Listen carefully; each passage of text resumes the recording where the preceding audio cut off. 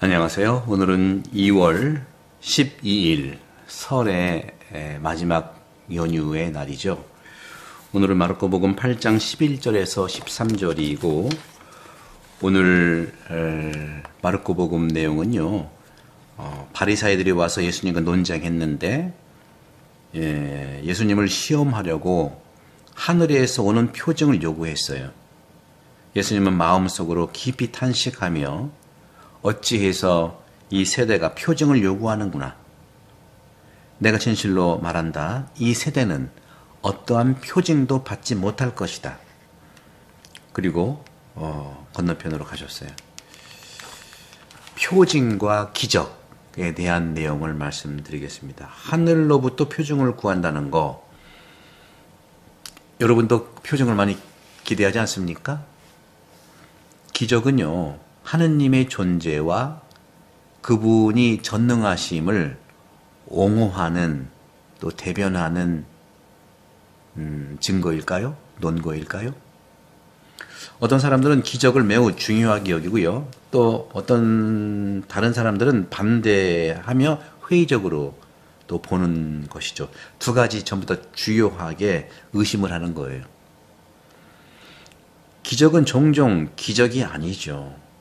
발생하는 많은 이상한 일에 자연스러운 설명이 있는 건데, 하지만 그것이 확실히 자연 법칙을 뛰어넘는 현상이라 하더라도 그게 그렇게까지 중요할까요?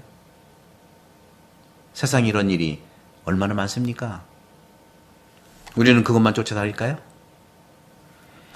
이태리에서도요, 볼세나라고 하는 그 지역에서 기적이 있죠. 성체 기적이죠. 그 볼세나의 기적에서 축성된 성체는 실제 인간의 피를 흘린 겁니다. 그런데 신자들은요, 이런 기적이 없어도 성체 안에 그리스도 현존을 믿어요. 그리고 영성체할 때 믿잖아요. 하지만 반면 불신자들, 믿지 않는 사람들은 그런 점에서 믿지 않는 사람들은 미소를 짓는 거예요. 우습게 보는 거죠. 호교론 신학에서요. 호교론 신학은 기적의 가치를 좀 옹호하긴 합니다. 왜냐하면 기적은 성경 이야기의 일부이고 예수님 자신이 많은 기적을 행하셨잖아요. 그죠? 하지만 성경에서는 기적의 특별한 이름들이 있어요. 그것을 표징이라고 말하고 있죠. 표징은 그 자체로 사실이 아닙니다. 땅이나 하늘에 속한 것도 아니에요. 그냥 기호인데 이것은 접촉하고 서로 이해하고 그러한 표징 기호의 의미를 이해하려고 하는 노력하는 그 사람들 사이에 두 사람 사이의 대화 수단과 같은 겁니다. 그렇게 봤을 때에 왜 이렇게 이 세대가 표징을 요구하느냐 하고 예수님이 한탄하시잖아요. 왜 그렇게 이 세대가 표징을 요구하는구나. 그것도 하늘에서 오는 표징을 요구하는 거예요. 어느 저녁에 갈라쇼가 있는 그 저녁이었어요. 유명한 가수가 공연을 하는데 극장 무대 안에서 지휘자에게 그 가수는 노래를 시작할 때 신호를 보내달라고 요청을 했어요. 표징은요, 이런 겁니다. 표징은 기적적인 것이긴 하지만 그것을 받는 사람에게 확신을 주고 그들이 해야 할 일을 할 수 있는 용기를 주는 것이 표징이지, 표징 자체에 대해서 우리는 손가락을 가리켰는데 손가락만 보느냐, 손가락 가리키는 저 목표를 봐야 되잖아요. 그런 점에서 하늘로부터 오는 표징을 구한 바리사이들은 전혀 그렇지 않아요. 그 증거를 대라는 거예요. 무슨 과학자 같아요. 무슨 과학수사하는 사람들 같아요. 우리 이제 프랑드르 작가가 있어요. 이 작가는 플라밍고, 그러니까 스페인이죠. 그쪽 작가인데 작가 이름이 이제 티메르만스라는 작가인데 한 이야기에서 이렇게 작가는 썼어요. 한 남자가 여인에게 청혼을 끊임없이 했어요. 그 청혼의 응답을 기다리고 있는 이 남자는 그 노처녀의 사고방식을 묘사한 이야기인데, 바로 그 남자는 그 청혼한 여인이 그렇다고 대답하고 결혼하기를 기다리는 것이 아니라 그것을 거절하고 느낄 수 있기를 기다리는 거예요. 그러니까 거절하기를 바라. 보통 그런 말도 하잖아요. 서로 사귀면서 자꾸 헤어지는 사람이 있어요. 거절당할까봐 먼저 헤어지는 거죠. 그래서 강력하고 강한 진정한 위대한 여인이군요. 이렇게 이제 표현을 했고, 많은 사람들이 신성한 계시에 대해서도 동일한 이런 안타깝고 비극적인 태도를 가지고 있는 거죠. 어떤 것이냐?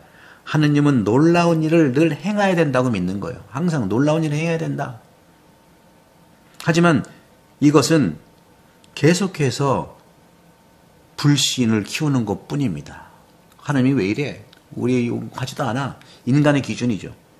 불신함으로써 오히려 인간이 우월하다는 것을 보여주고 하느님의 놀라운 일을 거부할 수 있도록 하기 위한 것일 수도 있다는 거예요.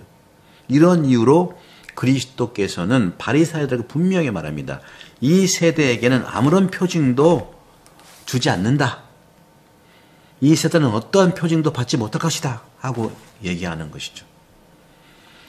사실 어떻게 돌아보면 이 세상은 기적으로 가득 찬 세상입니다. 독일의 교육자 호에르스터는 어린이를 위한 많은 이야기를 썼는데 그 중에 하나의 이야기 제목이 탐정이라는 제목이 이야기가 있었어요. 이 이야기의 주인공이면서 실제로 탐정인 주인공은 다른 사람들이 보지 못하는 것을 알아차리는 특별한 능력을 가지고 있는 사람이었어요. 예를 들어서 신발에 묻은 먼지를 관찰해서 자세히 보면 그 사람이 어느 도시에서 어느 지역에 갔는지 아는 거예요. 그래서 범죄가 발생한 장소를 추론할 수가 있는 겁니다. 우리도 어렸을 때 제가 탐정 이야기 드라마도 참 재밌게 많이 봤거든요. 남자아이들도 이러한 관찰 기술을 연습하고 또 배우곤 하죠. 탐정놀이 같은 거 좋아하잖아요. 아침에 아침 식사로 먹은 커피 그리고 우유를 통해서도 그들이 아직 자고 있는 동안 어머니가 어머니를 돕기 위해서 일어나셨다는 것을 추론할 수가 있는 겁니다. 그런 점에서 우유라고 하는 것도 시골 사람들의 이러한 수고와 노동을 상기시켜주고 도시 사람들이 신선한 음식을 식탁에 올릴 수 있도록 해야 된다는 것도 우리가 알 수가 있는 거죠. 그러니까 우리가 먹는 단순한 커피나 우유나 빵도 시골에서 이 많은 생산자들이 고생한 것에 대한 느낌을 알아차리는 거 아니겠습니까? 그런 점에서 우리 모두가 사용하는 모든 것 안에서 우리는 사람의 작품을 볼 수 있어야 돼요. 제가 이제 물을 이렇게 마신다고 할 때도 이 물이 어디서 왔는지 좀 감사하는 마음으로. 그래서 온 세상이 생명으로 가득 차게 될 거를 우리는 믿는 것이죠. 더군다나 영적인 사람은요, 더 깊은 의미에서 탐정이 되어야 됩니다.